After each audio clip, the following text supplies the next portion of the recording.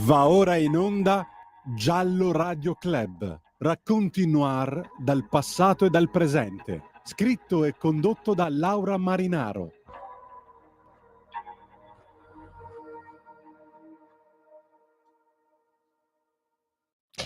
Buonasera a tutti, buonasera in collegamento all'avvocato Tiziana Bertoli, che mi Buongiorno, grazie accompagnerà in dell'invito. questo viaggio oggi. Oggi, ricordiamo una storia che risale al 2013 addirittura, ma, che è tornata d'attualità ultimamente perché, è stata dedicata adesso una puntata della trasmissione di Pino Rinaldi, ma, che è molto interessante da raccontare oggi, proprio in questi giorni, e sempre, perché sempre bisognerebbe parlare di lotta, ehm, alla violenza, contro le donne, perché Lavinia, la vittima di questo terribile mostro, che era Andrea Pizzocolo, era una ragazza di 18 anni che non aveva scientemente scelto di fare quello che faceva e si era trovata purtroppo in una vita che probabilmente, per lei era passeggera, sarebbe stata passeggera, l'avrebbe portata magari a realizzare dei sogni e purtroppo, è incappata in questo soggetto. Ne parliamo con l'avvocato Bertoli perché l'avvocato Bertoli è, stata colei che ha seguito la famiglia di Lavinia. Adesso racconteremo un po' la storia e, ancora oggi insomma, si batte su questi temi e proprio portando, diciamo, ad esempio questo caso, giusto avvocato? Giusto, Mh. grazie dottoressa. Allora, ricordiamo un attimo velocemente per chi non lo ricordasse, perché fu un caso che in un certo senso, colpì, ma non tantissimo l'opinione pubblica, probabilmente, perché appunto Lavinia, ehm, faceva la escort e quindi probabilmente per quel motivo. In realtà noi di giallo l'abbiamo trattato, io ero cioè sono stata impegnata su questo caso per tanto tempo. Era l'8 settembre del 2013, iniziò proprio tutto come un giallo, perché, venne ritrovato nelle campagne, vicino a Lodi, in via del Guado, il cadavere di questa ragazza totalmente nuda, non aveva documenti, non aveva borsa, non aveva nulla, con il volto semicoperto da una salvietta di un albergo. Quindi, quando la polizia arrivò sul posto e, vide questo orrore, pensò che probabilmente l'unico indizio che in quel momento avrebbe potuto aiutarli perlomeno, a fare il primo atto, ovvero l'identificazione della vittima, era quella salvietta. Ma non era facile, era come cercare, ehm, un ago in un pagliaio nei primi momenti, no, quindi, cosa fecero? Per prima cosa andarono nell'albergo più vicino, che era un motel, poi al luogo del ritrovamento, chiedendo se quella salvietta poteva essere, stata insomma presa da loro e in effetti loro confermarono questo. Ma, come si poteva fare a capire chi era stato colui che aveva portato questa ragazza magari in quel motel e poi aveva fatto quello che aveva fatto? Le coppie erano tante che avevano avuto accesso durante la giornata, erano una sessantina, si arrivò da una sessantina a scremare, a isolarne 5, andando un po' a naso sull'età della ragazza. Però di fatto alla fine poi, all'inizio non si arrivò a molto. Perché? Perché invece il portiere dell'albergo disse: "Ma a me ha un po' insospettito invece un soggetto che è venuto da solo e se n'è andato da solo." Okay. Esatto, Quindi a quel punto bisognava arrivare a quel soggetto lì, che era un po' sudato, era agitato quando se n'è andato, dice il portiere dell'albergo. Ehm, non ve la faccio lunghissima, loro entrano comunque nella stanza che lui aveva occupato, era la 616, e trovano veramente la stanza in una condizione pazzesca, di disordine, sangue sulle lenzuola, disordine in bagno, tantissimi capelli nella vasca che erano compatibili a quelli della ragazza ritrovata. E quindi attenzionano questa persona che è un ragioniere inappuntabile per tanti anni di carriera nella ditta dove lavorava, vicino a Rese, e cittadina dell'hinterland milanese, abitava con la moglie di origine brasiliana e la figlia di 5 anni. Loro vanno a trovarlo, in casa trovano qualcosa che, insomma li insospettisce anche, cioè tante, fascette di quelle dell'elettricista. Dico: "Ma, lei non fa l'elettricista, fa il ragioniere, a cosa le servono?" E lui dice: "Vabbè, per il lavoro in casa." Ci sono degli attrezzi un po' strani in casa, come se insomma lui li utilizzasse per giochi erotici con la moglie.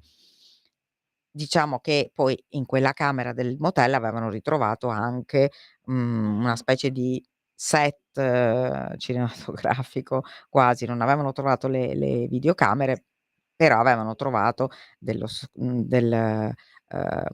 elementi che potevano portare a questo. Quindi, lui effettivamente collabora all'inizio e ammette di essere stato in quella camera, però, cioè non fa assolutamente riferimento a quello che era successo. Nel frattempo loro sequestrano in casa, non so quanti erano Era 700 una serie molto molto elevata di di video, cioè video proprio e all'incirca un hard 700, disk, insomma era ecco, un numero 700 molto, molto video, alto, sì. video hard, e un hard disk nel quale c'erano delle immagini, di queste, insomma, amplessi, video registrati. Ora, che cosa lui ne facesse, quello alla fine non si è più nemmeno potuto appurare, se li vendeva o se li teneva per sé. Sta di fatto che, lui viene, interrogato, e durante l'interrogatorio, in un certo senso, crolla, anche se fa delle ammissioni però parziali, perché, nel frattempo non si è ancora identificata la vittima, giusto avvocato? Perché Giusto, giusto, verrà identificata in un momento successivo la vittima, sì, perché perché lui dirà che sostanzialmente ha gettato, i documenti i con la borsa documenti con in la un borsa cassonetto. in un cassonetto, e lì vengono ritrovati questi documenti, e quindi viene dato un nome a questa ragazza di origine, moldava, no, rumena. Rumene, di origine rumena, mi sem La mamma in realtà faceva la badante in Sicilia, quindi viveva in Italia, aveva una esatto, sorella, Dana, e il papà. Ehm quindi, questa ragazza viene identificata, lui, ammette e non ammette, lui dice semplicemente, e rimarrà questa la sua versione, che, con esatto. questa ragazza ha fatto un gioco erotico finito male. Quindi Infatti. l'ha strangolata con le fascette di fatto, no, però in questo gioco erotico. Come si scopre che questa non è la verità? Ed è molto più agghiacciante. Proprio guardando quei video si trova un video nel quale si vede lui che uccide la ragazza, e tra l'altro si scopre che lui la ragazza non l'ha uccisa lì dove è stata ritrovata, perché effettivamente lui lì, c'è andato davvero da solo nel Motel Silk di Lodi. Lui c'è andato da solo con la ragazza nel bagagliaio già morta. Perché lì lui ha addirittura dato sfogo ad una sua parafilia gravissima, quindi ha, diciamo, avuto dei rapporti con il cadavere della ragazza. L'aveva uccisa in un altro motel a Olgiate Olona, quindi aveva, fatto anche parecchia strada. Bene, cioè bene, mica tanto bene. Ehm, la corte comunque, vabbè, insomma, poi, ovviamente lui viene arrestato per, l'omicidio volontario aggravato e anche premeditato, e verrà poi condannato all'ergastolo. Avvocato, come lei arriva a questa vicenda? Cioè, come viene contattata dalla famiglia di Lavinia?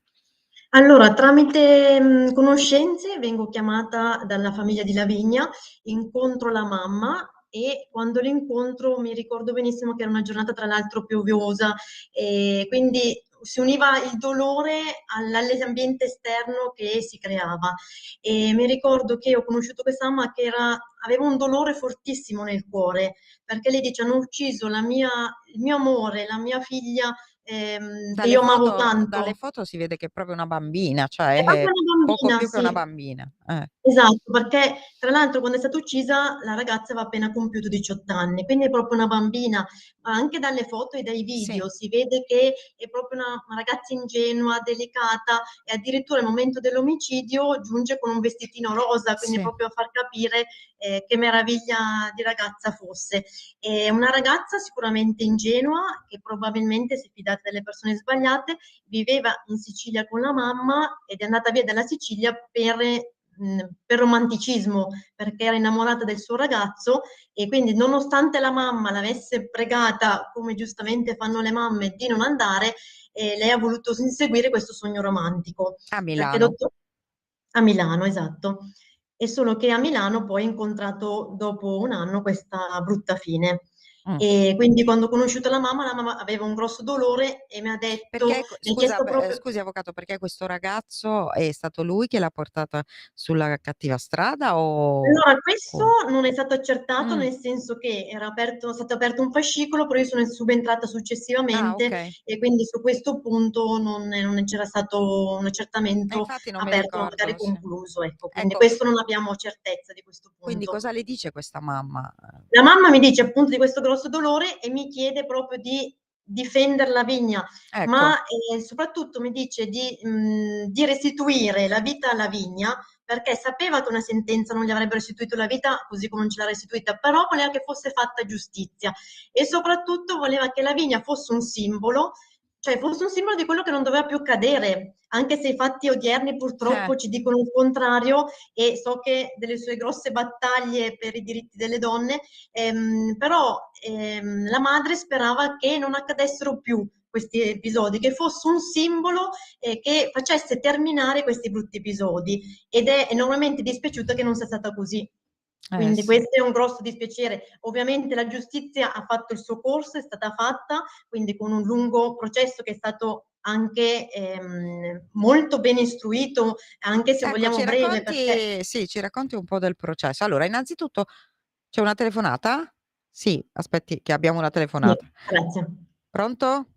Buon lavoro e buon pomeriggio a voi. Buon pomeriggio. Grazie, Son- grazie mille. Sono Mimmo da Napoli. Sì, mi dica. Io vorrei, con il vostro permesso naturalmente, uscire un attimo dai canoni dello specifico di cui state parlando e che io vi sto seguendo con molta attenzione, Grazie. ma ci mancherebbe, perché è molto interessante. Vorrei dire, assolutamente non voglio buttarla in politica, ma io vi faccio la domanda che mi sono fatto io dal 1994 ad oggi. Ma c'è una questione immorale italiana da un punto di vista mediatico, dove la donna è stata sempre, da chi è stato al governo, considerata un oggetto.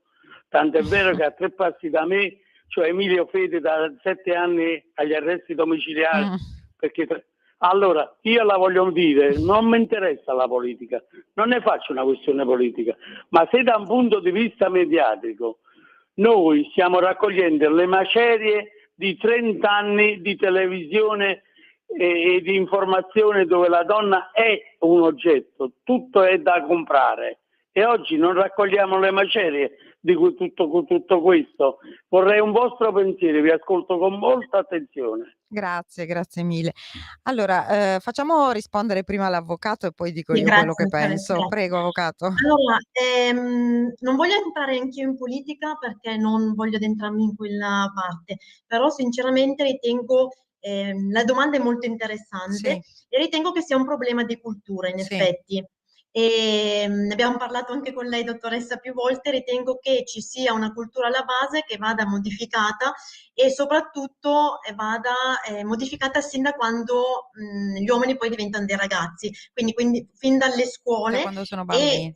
un ragionamento che abbiamo fatto spesso con lei: non deve essere soltanto la scuola, ovviamente, ad informare ed educare, perché la scuola, comunque i ragazzi vanno a scuola per poche ore, quindi non hanno questo tempo gli insegnanti di educarli, ma deve essere già la famiglia che deve istituire una Sì. cultura di rispetto della donna, e che la donna non deve essere trattata come un oggetto, come purtroppo è avvenuto in questo caso, dove non soltanto c'è stato un omicidio, ma anche una cosa gravissima del vilipendio del cadavere. Sì, eh sì, Quindi ecco, ringrazio per la domanda, sì, molto interessante, però ritengo effettivamente che vada un po' modificata la sì. nostra cultura e venga dato un insegnamento proprio sul valore, in ogni caso, della vita umana, poi della donna in particolare, perché abbiamo una problematica grossa in questo momento storico, però il valore della vita umana per ogni persona che ci sia, insomma, quello è fondamentale.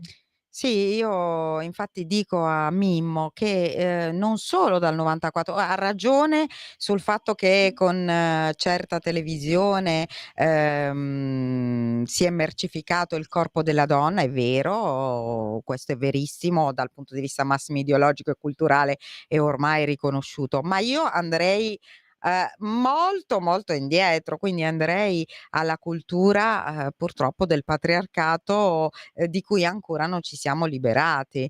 Cioè fino al 1984 in Italia c'era il delitto d'onore. Cosa vuol dire? Che se una donna, cioè se un uomo uccideva una donna perché lei l'aveva tradito, lui veniva assolto. Cioè ci rendiamo conto? Fino al 1984. Quindi noi subiamo ancora questi retaggi, per non parlare del matrimonio riparatore, no, che c'era fino agli anni '70. Quindi, c'è molto altro, c'è molto, ehm, oltre il 1994 e sembra che siamo nel 2024 e non abbiamo ancora imparato tutti È molto. vero. Gli uomini. Ha ragione sul fatto, del mercificare il corpo della donna e non avere rispetto. Io posso dirle personalmente di aver avuto io delle esperienze negative di sessismo sul lavoro.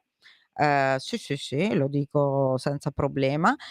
In Italia ancora le donne, questo lo dicono le statistiche, guadagnano il 16% in meno degli uomini a parità di incarico, quindi c'è molto, moltissimo ancora da fare e, come diceva l'avvocato, andare ad agire, sulla prima cellula della società che è la famiglia. Poi, in particolare su certi soggetti, parliamo di narcisisti patologici maligni, come abbiamo visto Filippo Turetta o Alessandro Impagnatiello, che sono proprio la punta dell'iceberg di tanti soggetti simili, maltrattanti e maltrattatori delle donne, allora lì bisogna veramente, lavorare, sin da piccoli dalla famiglia, perché è nei primi 3 anni che si forma la personalità del bambino e della bambina, no, quindi, assolutamente d'accordo con il nostro ascoltatore, continui a seguirci. Allora torniamo a Lavinia, a torniamo al processo. Quindi lui, non è mai andato oltre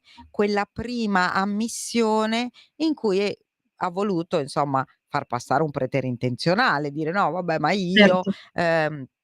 Allora c'è da dire, ricordiamolo questo, è stato riconosciuto che lui era veramente un erotomane, maniaco del sesso e addirittura la moglie l'ha riconosciuto, la moglie che l'ha sempre scusato, che l'ha sempre protetto, che l'ha sempre difeso e che continua ad andare a trovarlo in carcere. La moglie diceva addirittura che lui, siccome voleva sempre insomma avere rapporti, addirittura ogni tanto lei, per evitare che andasse a cercarli altrove, andava sul posto di lavoro e avevano dei rapporti, veloci anche lì, che ne so, il parcheggio del posto di lavoro, eccetera. Quindi era a questi livelli lui. Ecco, Cer avvocato, come sono emersi tutti questi fatti durante il processo, e come ha reagito lui e la famiglia di Lavinia? Certo. Allora dottoressa, innanzitutto, come ha ben evidenziato lei, le investigazioni son state gli investigatori sono stati veramente bravi e Bravi. veramente veloci, perché hanno Sì, scoperto il reo meno di 24 ore, sì, quindi veramente son stati bravissimi. E altrettanta bravura della corte d'assise, perché ha fatto un processo in tempo record, nonostante abbiam sentito diverse testimonianze e sian state svolte diverse perizie. Quindi nel 2013, quindi cominciamo il procedimento, che si concluderà poi nel 2015 con con la Sì. condanna del signor Pizzocolo all'ergastolo con isolamento diurno di 1 anno, e nell'ambito del processo lui ha continuato a difendersi portando avanti la tesi del consenso della Lavigna nel presunto gioco erotico finito male, e innanzitutto inizio su questo punto che la famiglia era molto amareggiata e molto delusa su questo punto, perché nonostante fosse una difesa, comunque era molto dolorosa per la madre sentire di questa circostanza, anche perché ovviamente come madre non avrebbe mai voluto che Lavinia ovviamente si prostituisse, ancora oggi stenta a crederci, insomma, giustamente come madre. E, tra l'altro, quindi sono stati acquisiti tutti i video del reato commesso, sia il video dell'omicidio sia il video della cosa agghiacciante anche avvenuto successivamente, appunto il vilipendio del cadavere. E da questi video emergeva chiaramente che non c'era alcun consenso della vittima, nel senso che, esatto, quindi questo emerge molto chiaramente. È molto importante perché in realtà non è che se una video... è una prostituta deve per forza fare tutto quello che chiede. Esatto, No. esatto. Anche perché, come dicevamo prima, emerge chiaramente proprio anche nei video il fatto che Lavinia fosse una bambina, non esercitava quel lavoro, probabilmente aveva appena iniziato, insomma era una cosa dove si è trovata a suo malgrado. E nei video emerge chiaramente che non c'era alcun consenso della vittima, perché la vittima neanche se ne accorge di quanto succede, cioè se ne accorge purtroppo solo in un momento che ormai era tardi, nel senso che ormai purtroppo stava aspirando. Quindi questa fase ha molto deluso la signora Ioana, la madre di Lavinia, perché comunque è stato un grande dolore anche portare avanti questa tesi difensiva da parte dell'imputato. È stato molto doloroso per lei, perché dice: mia figlia non avrebbe mai accettato una cosa del genere, cioè al di là delle circostanze in cui si è trovata. Beh, questa cosa che sta dicendo è molto attuale in questo momento in cui stiamo sentendo la sorella di Giulia Tramontano e il papà di Giulia Cecchettin, che appunto prendono le distanze dalle arringhe difensive che in un certo senso hanno sminuito la gravità, hanno tentato di sminuire la gravità di quello che hanno fatto Alessandro Impagnatiello, che è stato peraltro già condannato all'ergastolo in primo grado, e Filippo Turetta, la cui sentenza si aspetta per il 3 dicembre. Cioè gli avvocati ovviamente devono fare gli avvocati, però delle volte magari insomma c'è modo e modo, ecco. Un po' di delicatezza per la vittima, Ecco, forse. e infatti Anche perché, lì dottoressa, sì, col cosa consenso, ricorda di quella difesa? Cosa ricorda di quella difesa? Quindi quella difesa, ecco, ricordo proprio che veniva sostenuto il consenso della vittima anche in base alle parole dell'imputato, perché l'imputato stesso diceva: Lavinia mi ha dato il consenso, e in realtà da tutti i video emergeva che Lavinia non aveva assolutamente dato il consenso. Tra l'altro, prima dell'omicidio c'era stato un incontro tra Pizzoccolo e la povera Lavinia anche il giorno prima, e anche in quell'occasione, ecco, questo è un punto importante per la Dove si erano premeditazione. incontrati? Allora, loro si sono incontrati a casa dell'imputato, perché l'imputato, forse presuntivamente approfittando dell'assenza della moglie e della figlia, aveva incontrato la povera Lavinia il giorno prima dell'omicidio, e anche in questo caso aveva tirato fuori la fascetta elettrica perché probabilmente aveva già delle brutte intenzioni già il giorno prima. Questa volontà poi verrà eseguita il giorno dopo. Non in casa. Non in casa, ma nel motelle, nel sì. primo motelle dove era stato Pizzoccolo. E tra l'altro emerge chiaramente anche il fatto della premeditazione, perché l'episodio della fascetta avvenuto il giorno prima del decesso di Lavinia avviene proprio in un legame temporale molto stretto rispetto all'omicidio. Quindi Pizzoccolo cosa fa? Si prepara tutti gli strumenti, si era già accordato con Lavinia per vedersi nel motel il giorno successivo. Lui va un po' prima nel motel, perché sistema tutte le telecamere, no? Bravissima, esatto. Quindi lui sistema tutte le telecamere, infatti la sentenza ha sottolineato che ha preparato sostanzialmente, anche se io dico dell'orrore, un set cinematografico. La scena del crimine. La scena del crimine, esatto. E tra l'altro nel motel si registra con una carta d'identità che non è la sua. Di un collega di lavoro. Di un collega di lavoro che, poverino. insomma, anche lui, insomma, ha subito sicuramente un danno. E quindi aspetta Lavinia che arriva successivamente. Cosa succede quando arriva Lavinia? Sostanzialmente hanno un rapporto sessuale, E dopo questo rapporto lui purtroppo commette il grave omicidio, il gravissimo omicidio e molto anche efferato, perché lui prende la fascetta che aveva preventivamente nascosto, la mette intorno al collo della povera Lavinia, della piccola Lavinia, e stringe in modo molto forte il cavo, anche perché la perizia ha rilevato che aveva stretto in modo molto forte, Sì. tanto che alla piccola Lavinia sono rimasti i segni. Non contento quando vede che la bimba, io lo chiamo bimba, dottoressa, Non perché muore. quello è, e poi mi è rimasta nel cuore Lavinia, e non contento quando vede che Lavinia ancora muove le gambe, e le soffoca la testa col cuscino Cuscino. e mette attorno un'altra fascetta. Sì. Quindi emerge proprio, anche se la crudeltà, anche se poi non è stata riconosciuta, però comunque è una crudeltà a livello umano, quello sicuramente. Dopodiché si riprepara con molta calma, riprende le telecamere, quindi questo fa Sì. capire anche la lucidità di quest'uomo. Cioè Prende lui in quel anche i momento era soldi, molto lucido. giusto? Prende anche i soldi che Esatto, le bravissima. aveva dato. Esatto, lui 500 prende i euro. soldi che aveva dato, 500 euro che ha dato a Lavinia, e paga l'albergo con quei soldi. Quindi esce dal motel, dall'albergo, con la ragazza dentro il bagagliaio, e aveva già in mente il piano, perché Infatti, emerge chiaramente che lui aveva già sì. programmato tutto, quindi emerge che aveva già programmato la modalità dell'esecuzione, il luogo dell'esecuzione, perché sceglie dei motel con determinate caratteristiche. Quindi cosa fa? Mette in macchina la ragazza, e la cosa più agghiacciante, cioè una delle cose più agghiaccianti di tutta questa vicenda, che è terribile, è che durante il tragitto si ferma addirittura in autogrill a prendere un panino col Sì, mi salame. Ecco, quindi ricordo questa questa è cosa. una parte terribile, ma perché evidenzia la lucidità di Sì, quest'uomo. certo, Quindi certo. questo è un punto fondamentale. Quindi va nel motel Silk, dove Che ha il sostanzialmente era già garage, stato. perché poi qual era la caratteristica che lui aveva scelto? Sì. Di avere la possibilità di avere il garage chiuso, in modo che nessuno vedesse, ovviamente, che tirava fuori, collegato direttamente con la camera, in modo che nessuno vedesse che lui tirava fuori un cadavere dal bagagliaio e lo portava in una camera.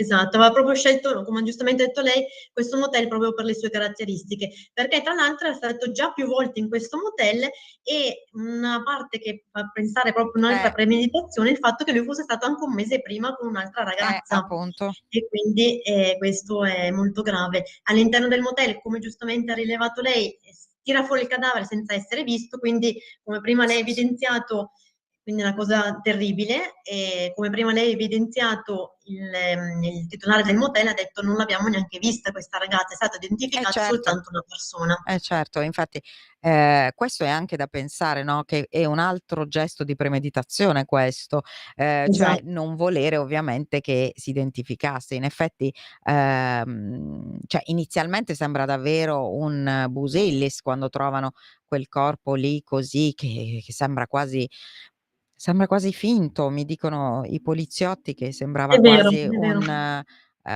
un manichino, perché era totalmente bianca e nuda, e Nude, sì. gli unici indizi però importanti, che poi sono stati fondamentali, quella salvietta e quelle fascette.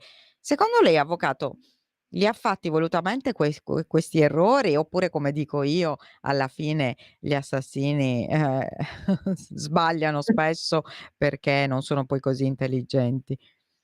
Ma sostengo questa sua tesi, direi che è molto giusta, nel senso che sembrerebbe, se non è stato ricostruita gli ultimi episodi in base a quello che ha raccontato lui in questo caso, sembrerebbe che a un certo punto lui, avendo ricevuto la telefonata della compagna, a un certo punto fosse, tra virgolette, di fretta, perché ormai E aveva quindi fatto, diciamo, il suo, e quindi in velocità ha abbandonato tutto. Quindi mentre finora aveva costruito tutti i vari passaggi, rimanendo perfettamente lucido e capace di sì, intendere e di volere, certo, perché poi c'è stata una perizia su questo punto, dopo ne e parliamo. rimanendo perfettamente lucido lui riprende tutto e torna a casa, però abbandonando appunto questa povera Facciamo un ragazza. minuto di pausa e poi torniamo. Grazie, dottoressa. Un nuovo modo per sostenere la tua radio. Visita radiolibertà.net. Ti basta un click e potrai versare il tuo contributo volontario direttamente online. Potrai donare con ogni tipo di carta di credito, anche prepagata. Ti aspettiamo online Su radiolibertà.net. Sostieni la tua radio con il tuo contributo volontario. Radio Libertà. La tua radio. Diamo voce alla nostra gente. Stai ascoltando Radio Libertà, la tua voce libera, senza filtri né censure, la tua radio.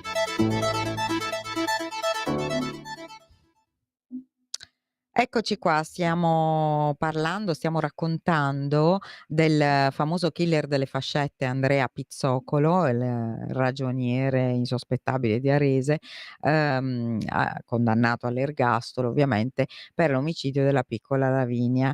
È un po' difficile pronunciare il Un po' cognome, complicato. di origine rumena, trovato appunto cadavere a Lodi, nelle campagne di Lodi, l'8 settembre del 2013.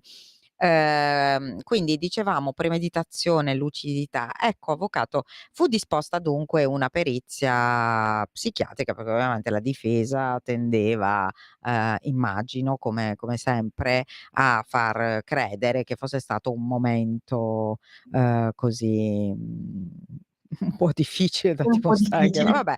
E dunque cosa ricorda di quella perizia? Cosa stabilì esattamente la perizia? Allora, la perizia, quindi ha stabilito che il Pizzocolo al Certo. momento, dei fatti era pienamente capace di intendere e di volere. Okay. Tra l'altro non aveva neanche un'incapacità parziale, quindi, quello non c'erano dubbi, Ma c'era che ci qualcosa che fosse. si diceva sui tratti della sua personalità? Sì, sostanzialmente, ha rilevato che, il Pizzocolo era una personalità, caratterizzata da tratti narcisistici, Ecco, antisociali, ecco, quindi ritorna quello che ha detto ritorna lei il prima. narcisismo mortale.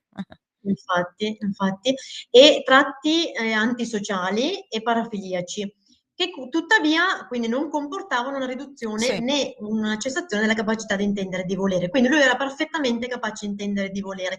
Tra l'altro, visto che il perito ha visionato diversi documenti, i video, eccetera, eccetera, io come difensore di parte civile ho chiesto espressamente che fosse effettuata l'acquisizione e la trascrizione di un'intercettazione in carcere che era avvenuta tra il signor Pizzocolo e i suoi familiari, Ecco. dove sostanzialmente che era avvenuta 10 giorni dopo dell'arresto. Ho chiesto la trascrizione di questa intercettazione perché secondo me emergeva chiaramente la lucidità del signor Pizzocolo ed emergeva chiaramente che lui fosse ben capace di intendere e di volere, perché in questa intercettazione, quindi che è stata poi trascritta, emergeva che lo stesso parlava di questioni di vita quotidiana, parlava di soldi, di come sistemare le cose, quindi non era una persona che era assente, ma era ben presente nel tempo e nello spazio in cui si trovava e quindi era ben presente anche 10 giorni prima quando è stato commesso il fatto di reato. Quindi questo. Infatti. Quindi il profilo è quello di un narcisista, anche questo patologico, maligno e parafilico. Ecco, o parafilico. Ovviamente, quello che mi ha sempre sconcertato, anche perché io sono riuscita, ai tempi ad intercettare la moglie quando è uscita, di casa, il pomeriggio dopo, quel pomeriggio, con la bambina, forse andava a riprendere la bambina da scuola, quindi era sola, e sono riuscita a scambiare, insomma, qualche battuta con questa donna che assolutamente, rifiutava l'idea che il marito potesse essere l'autore di un omicidio del genere e lo difendeva. Ecco, che cosa che cosa legge in questo comportamento e, se questo a processo, non so, lei è stata sentita, è stato, No, non è stata sentita e non è Mh. emerso questo aspetto, cioè è emerso che comunque la signora avesse continuato a stare vicino a suo marito, che lo andasse a trovare in carcere, questo emergeva molto chiaramente, e questo aspetto in particolare non è emerso, anche perché secondo me c'è tutta quell'altra parte che lei ha evidenziato benissimo prima, del fatto che comunque ci fossero tanti video, all'interno della casa comunque, relativo a dei rapporti con, delle altre signore. E quindi Quindi, lei lo secondo me. sapeva? Eh, Mi appare un po' difficile eh. ritenere che non lo anche per il numero dei video che fa emergere un grande numero di incontri avvenuto del signor Pizzocolo con le altre signore. Quindi ecco, al di là che la sua figura non è stata ben delineata nell'ambito del processuale perché non è entrata Certo. nell'ambito del processo, però ritengo che comunque, cioè continuare comunque a difendere il marito, da una parte per carità è suo marito, però forse moralmente non è così corretto, visto che comunque le circostanze sono emerse chiaramente. E poi il problema principale di questo processo è che spesso nei procedimenti abbiamo delle riprese dei terzi, quindi della strada piuttosto che dei negozi. Invece qua addirittura si è firmato lui, e quindi anche la sentenza della Ecco, Corte d'Assise ha detto l'eccezionalità di questo infatti. procedimento è che lui stesso ha firmato l'omicidio e tutte le fasi successive che sono state anche quelle molto pesanti, quindi questo è un punto molto importante. Ecco, secondo lei perché lui ha filmato? Cioè, che idea si è fatto? Io ho una mia idea, però lei che idea si è fatta? Allora, l'idea che mi son fatta io, ovviamente senza alcun riscontro processuale, è che potrebbe esserci anche una questione legata a questi video, quindi magari una questione legata magari a Gli snuff movie, delle no? il dubbio è questo che è Di venuto vendita, anche a me. di vendita. E il dubbio che legittimo che forse è venuto a ognuno di noi, insomma, non abbiamo risultanze processuali, riscontri, però sicuramente il dubbio forte che viene potrebbe essere questo. Perché Ragionando su... si era scoperto anche poi dopo, indagando ovviamente sul personaggio, che lui aveva anche distratto parecchi denari, insomma parecchi soldi dalla sua azienda, insomma aveva di fatto Sì. rubato tipo 600.000 €. Quindi Infatti. perché aveva bisogno di tanti soldi lui per che cosa? Per soddisfare queste 2 dipendenze che aveva, la cocaina e la droga in generale e le donne. Quindi per soddisfare questi 2 bisogni, in più mantenere una famiglia che ha sempre detto di essere stata mantenuta dignitosamente, aveva bisogno di tanti soldi e probabilmente il lavoro di impiegato, di ragioniere in un'azienda non gli bastava, avrebbe dovuto arrotondare. Quindi ha iniziato, perché no, potrebbe anche aver, no, pensato che vendendo questi filmati così agghiaccianti e assurdi, però di cui c'è un mercato nero, purtroppo, avrebbe potuto fare più soldi, cioè, e questo non fa che rafforzare la premeditazione, no? Certo, certo, assolutamente, poi il dubbio è assolutamente legittimo e tra l'altro come nell'ambito processuale ho chiesto anche che venissero sentiti dei colleghi di lavoro Ecco. del signor Pizzocolo, Sì. perché volevo anche delineare un pochino la figura dell'imputato che ci trovavamo davanti. La cosa che emergeva è che comunque aveva un buon rapporto con i colleghi, anche se nei confronti di un collega comunque aveva rubato la carta d'identità, quindi comunque c'erano dei profili che erano comunque Una doppia vita. assolutamente preoccupanti. Una doppia vita vera e propria. Sostanzialmente una doppia vita, esattamente.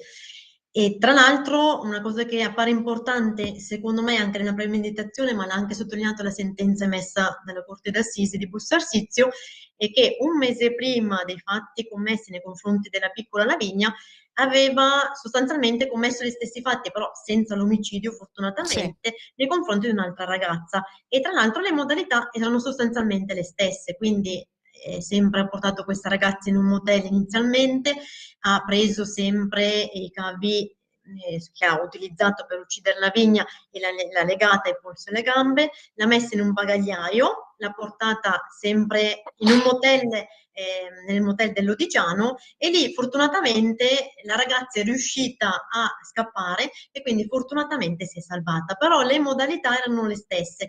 E tra l'altro, dottoressa, una cosa, se lei ritiene, e riterrei che sia molto importante, emerge chiaramente che il Pizzocolo sceglieva anche con molta cura la vittima, perché sceglieva delle Erano ragazze giovanissime. simili, diciamo. Simili, Come esatto. Sceglieva delle ragazze giovanissime, in qualche modo molto ingenue e inesperte, di cui pensava che non avessero neanche dei legami familiari stabili. certo, così era più difficile anche identificarle o andare a quindi Esatto. non è escluso che diciamo il suo profilo, possa essere compatibile con quello di un seriale. Di sicuro in quello che faceva sì, era seriale. Poi che abbia ucciso altre volte non si sa, però non si può escludere, giusto?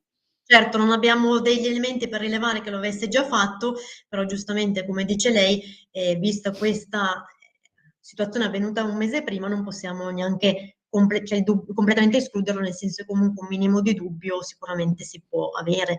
Ecco, la cosa che era emersa anche nel video durante l'omicidio di Lavinia, era emerso anche che il signor Pizzocolo chiedesse anche a Lavinia com'era la sua famiglia, quindi si era Sì. accertato Che appunto un fosse po' la lontana situazione. la famiglia, che lei fosse sola praticamente qui, sì, sì, sì, sì, sì, e che avesse Esatto, quindi bisogno dei sceglieva suoi dei soldi. profili molto simili, quindi studiava, si può dire, un pochino i profili delle ragazze e probabilmente questo desiderio l'aveva maturato da molto tempo. Mh. Quindi ovviamente non possiamo sapere, come giustamente abbiamo detto prima, se era un desiderio che aveva già cercato di effettuare con altre ragazze o meno. Anche questo, ecco, può essere un punto, insomma, da valutare. Ecco. Il perito cosa ha detto, il perito psichiatra invece della parte delle riprese, cioè del riprendersi?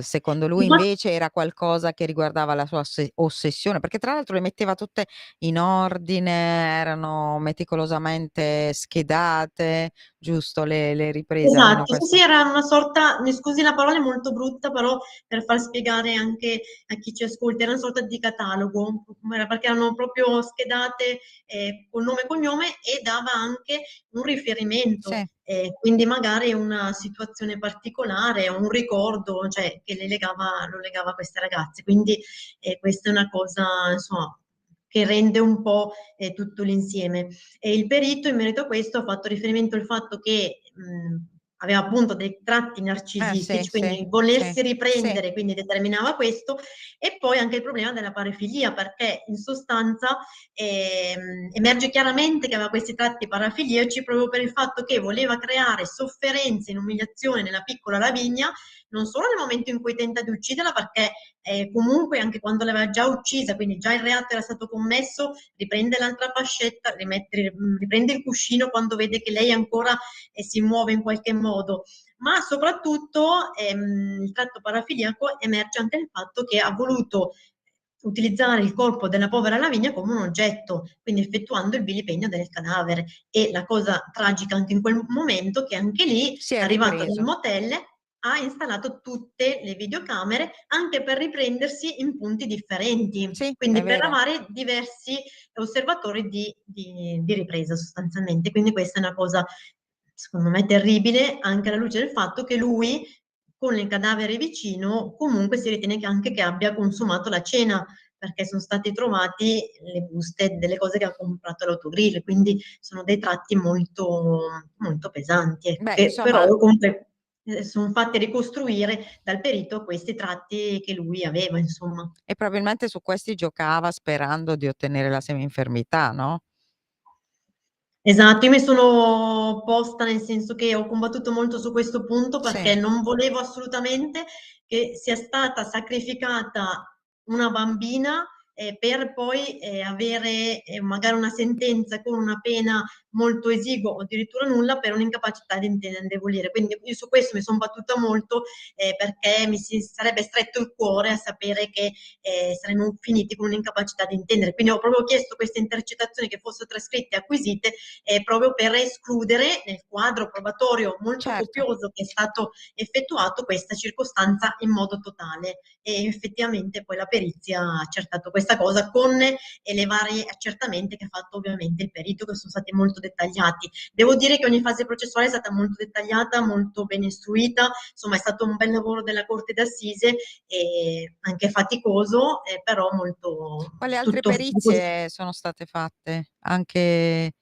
genetiche no, perché vabbè non c'era bisogno di No, quello è che stata fatta la perizia sul corpo della vittima sì, e l'autopsia. qua, vabbè, a parte i tratti che hanno fatto delineare il motivo del decesso, appunto, che è stato appunto il fatto dello strozzamento derivante dalla fascetta, è Asfissia emerso, meccanica è da emerso soffocamento. È emerso un particolare che secondo me è molto importante, nel senso che è emerso che Lavinia aveva una lesione sul dito, sull'indice, che significava che Lavinia, poverina, fino Si era all'ultimo difesa. ha cercato, esatto, dottoressa, a me questa cosa mi fa venire i brividi. Lei ha cercato di difendersi fino all'ultimo, tanto da farsi male anche al dito. Tra l'altro dai video si vede chiaramente che lei ha cercato di urlare. Quindi c'è un altro elemento che secondo me è molto importante. Lui in quel momento avrebbe potuto benissimo interrompere l'azione causale della condotta che stava provocando, avrebbe potuto benissimo chiedere aiuto, chiamare il 118, Certo, se fosse stato prendere delle pretero forbici, insomma, intenzionale, sì. Sì. fare qualunque cosa, soprattutto esattamente nell'ambito della sua ricostruzione, e avrebbe potuto interrompere questa azione causale ed evitare la condotta, cioè evitare l'evento della morte, ma Certo, lui non ha voluto, cioè certo. lui voleva proprio quell'evento, nel senso voleva il decesso di Lavinia probabilmente anche per soddisfare appunto le sue fantasie, ecco. Adesso non sappiamo i motivi, però Sì, comunque certo. probabilmente per soddisfare le sue fantasie. Senta, non c'è stato l'appello E allora nemmeno, vi è no? stato l'appello, anche la Cassazione, ma hanno Sì, confermato sì, sì. Ah. sostanzialmente Vabbè, la sentenza emessa. si era appellato sempre cercando di smontare la premeditazione o Sì, sem lui sostanzialmente si era sempre, sostanzialmente la sua difesa si basava sempre sulla perizia, e anche perché c'erano delle perizie differenti, insomma, fatte dai propri periti, certo.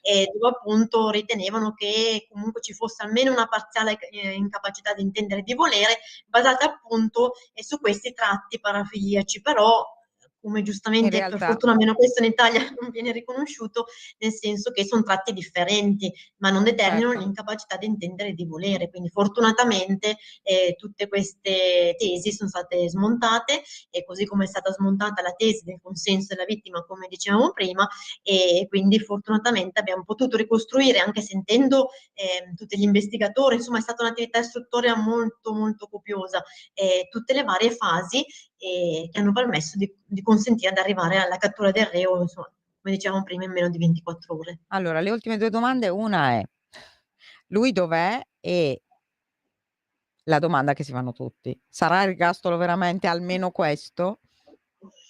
La famiglia e io ce lo auguriamo, cioè ci auguriamo che sia un ergastolo veramente, perché la vita umana è troppo preziosa e violarla sia con un omicidio sia col vilipendio è troppo grave. Quindi noi ci auguriamo, dottoressa, come so che anche lei, che veramente sia un Che ergastolo. buttino la chiave, insomma, di questo qua buttate la chiave veramente, non gli fate vedere più la luce del sole. Non sarebbe corretto nei confronti della No. vittima, e soprattutto non sarebbe un esempio, perché comunque abbiamo un fenomeno molto molto grave in Italia, come tra l'altro diceva prima l'ascoltatore, ed è importante che tutti noi facciamo dei Ci grandi sia un sforzi per segnale. cercare di fermare questo fenomeno che è aberrante. So che lei combatte ogni giorno, insomma, per la violenza, e quindi la ringrazio a nome di tutte le donne, però deve essere uno sforzo da parte di tutti noi, e nel momento in cui lui riuscisse ad evitare l'ergastolo, comunque a ridurlo, sarebbe una sconfitta per tutti noi, cioè non soltanto per la famiglia, ma sarebbe una sconfitta per ognuno di noi, proprio perché queste cose veramente non devono accadere, e la vita umana è troppo preziosa, e quindi deve E essere lui punito il reo nel comunque giusto è modo. qui, dov'è che è in carcere? A Dottoressa, Bollate. magari non vorrei Ah. violare, ecco, Sì, non sì. vorrei che, ecco, Beh, su sta questi facendo limiti. che lei sappia, perché vabbè, sappiamo che la Adesso sta pena è continuando redu la pena, ovviamente, ma starà quindi sta facendo un continuando. percorso anche lui, no, di Spero, lavoro, di boh. solito sarebbe meglio fare un percorso, insomma, quindi ritengo che però le nostre strutture carcerarie comunque abbiano tanti percorsi, ed è favorevole, insomma, che comunque uno li segua, comunque rimanendo al fatto che deve rimanere dove si trova, insomma, quindi questo è molto importante, Bah, anche per dare una rieducazione, un'educazione, come dicevamo prima, e un esempio che deve essere molto forte, perché veramente i fatti sono stati troppo gravi, e anche la sentenza della Corte d'Assise ha rilevato proprio la gravità di questi fatti e il dolo dell'imputato molto molto grave, per tutte le modalità, insomma, che abbiamo ma detto. io direi anche una pericolosità sociale, cioè qui. Anche, Cioè, son d'accordo. Anche perché nei primi, ecco, la cosa, magari uno spunto interessante su quello che mi ha detto lei è anche il fatto che inizialmente lui non si era pentito, Ah certo, nel senso vabbè, che pentire, ma quando mai? infatti No, questi soggetti non si pentono di sicuro. No. infatti Io purtroppo credo no. che lui, per quanto ho potuto seguire la storia, vabbè, e studiare, io credo che lui una volta libero possa rifarlo tranquillamente, perché è proprio il classico, cioè ha il profilo, ehm, tipico anche proprio del seriale, perché già nella scelta delle vittime e delle modalità con cui procedeva, io vedo una serialità e quindi magari una serialità che poteva, diventare anche serialità omicidiaria o magari lo è già stata, però probabilmente se fosse stato così l'avremmo saputo, magari, Certo. comunque, o oddio, questo poi può essere pure che un domani vengono fuori delle vittime, che non si sapeva chi fosse stato e poi viene fuori che è lui, non lo so. Può essere, non lo so, però Lasciamo secondo me aperta l'ipotesi, il prof dottoressa. il profilo c'era, il profilo c'era. Speriamo ovviamente di sbagliarci, però le caratteristiche purtroppo ci potrebbero essere, però speriamo questa Mh. volta di sbagliarci, insomma sarebbe E favorevole. invece Lavinia dove è sepolta, come continua la sua vita, la sua famiglia? Allora, Lavinia è sepolta in Romania, nel suo paese di Sì, origine, e anche perché la madre avrebbe sofferto a tenerla in Italia, proprio per il fatto che è molto legata all'Italia, la mamma, visto che abita in Sicilia, però per lei provoca una sofferenza questa gravissima fine della sua amata figlia e quindi ha detto voglio riportarla nel suo paese di origine e quindi è tornata in Romania. E, ovviamente la mamma la pensa sempre con molto amore, anche in occasione dell'anniversario del suo omicidio ci siamo sentite più volte ed è veramente una donna sofferente, sofferente perché, anche perché avrebbe voluto fermarla di quando è andata via dalla Sicilia e avrebbe voluto tornare indietro per dire stai qua con me, non andare via. Aveva provato più volte ma purtroppo l'innamoramento, la giovane vabbè, età ma poi purtroppo l'hanno a quell'età impedita. magari lei pensava a Milano di trovare un lavoro, di trovare un futuro, insomma, purtroppo Sì, perché la cosa bella di Lavinia è che era una ragazza molto romantica, che aveva i sogni di qualunque ragazza e voleva sposarsi, ah, avere tanti ecco. figli. Sì, aveva proprio questo grande desiderio, anche perché sono una bella famiglia unita, E quindi aveva proprio il aveva desiderio. delle aspettative, non so, di lavoro, che cosa Lei voleva fa voleva iniziare a lavorare come infermiera, aveva fatto un ah, concorso, voleva quindi seguire la strada della mamma, quindi o come ah, infermiera, o come aiuto alla persona, insomma, ci sì, teneva proprio ad aiutare gli altri. E la mamma, tra l'altro, mi rimanda un ricordo bellissimo di Lavinia, che quando era a casa ed era incinta, quindi magari non stava tanto bene per la gravidanza, del piccolino, Lavinia l'aiutava sempre con molto amore e con molto amore aveva voglia di vedere questo piccolino. Insomma, proprio desiderava questo fratellino. fratellino e si prendeva cura della mamma quando non poteva adempiere perché appunto non stava bene e soprattutto una cosa che fa capire proprio che era una bambina è che la mamma mi ricorda che lei amava guardare i cartoni animati, quindi una ragazza che Pazzesco. una Mh, una cosa che secondo me è straziante, proprio sì. perché è una ragazza che per amore è andata a Milano, ma amava guardare i cartoni, quindi ci fa capire come proprio fosse una bambina. Sì, probabilmente era ha conosciuto delle persone, sbagliate e probabilmente ha voluto provare semplicemente per soldi, perché non aveva la possibilità magari di andare avanti così, di pagare un affitto, non lo so, si è trovata con delle amiche sbagliate, non si può sapere perché, ma comunque niente dal diritto di uccidere una persona, Assolutamente. soprattutto in quella maniera. Io rimango sempre sconvolta, non so se visto che ci troviamo ne possiamo parlare perché è della sua zona, la sentenza che è stata fatta per Carol Maltesi è veramente agghiacciante, no, Carol Maltesi, quella ragazza bellissima che, fu uccisa, fatta a pezzi dal suo vicino di casa, no, Davide Sì, certo. Fontana, che di fatto era lui stesso ad aiutarla poi a sbarcare il lunario con OnlyFans, e poi invece il giudice dice che lui era talmente preso da lei perché era talmente bella che non ci ha visto più, cioè voglio dire, giustifichi così un delitto? Cioè io spero che queste sentenze vengano tutte cestinate, bruciate, eliminate e che non si ripeta una sentenza del genere, no? No, Non so assolutamente queste sentenze che guarda non ci caso è lei devono a Busto essere. Arsizio pure.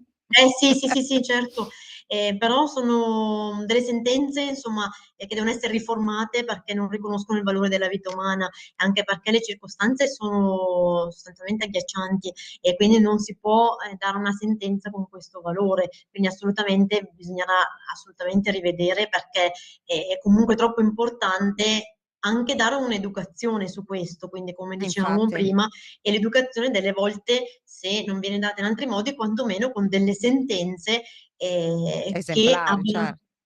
es- Cioè anche quell'altro lì l'ha fatta a pezzi, l'ha gettata, con in dei sacchi della spazzatura, a chilometri di distanza e non ha preso l'ergastolo per questa sentenza qui. È assurdo, Ma assurdo. infatti, dottoressa, allora nell'ambito del processo di Pizzocolo, veramente io con la procura abbiamo combattuto tanto per avere questo ergastolo, cioè ci tenevamo proprio di cuore e ci tenevamo a restituire una dignità a questa povera ragazza che era stata violata in tutti i modi possibili e immaginabili. Quindi abbiamo combattuto tanto perché ci tenevamo proprio a che ci fosse una sentenza giusta e giustizia è stata fatta, anche se la piccola Lavinia non ci viene restituita, però il nostro ricordo va a lei sicuramente e tutte le battaglie delle donne comunque devono andare un po' anche a lei perché ha sofferto tanto, anche nelle ultime fasi perché soprattutto era stato rilevato che durante la perizia che nelle ultime fasi, Mamma mia, mentre lei ha fatto una si è morte accorta, orrenda, sì.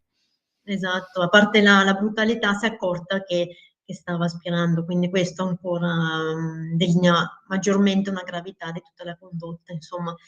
E poi poteva essere salvata anche all'ultimo, però non c'è stata proprio volontà di riprendere rispetto alle condotte iniziali che Pizzocolo si era prefigurato.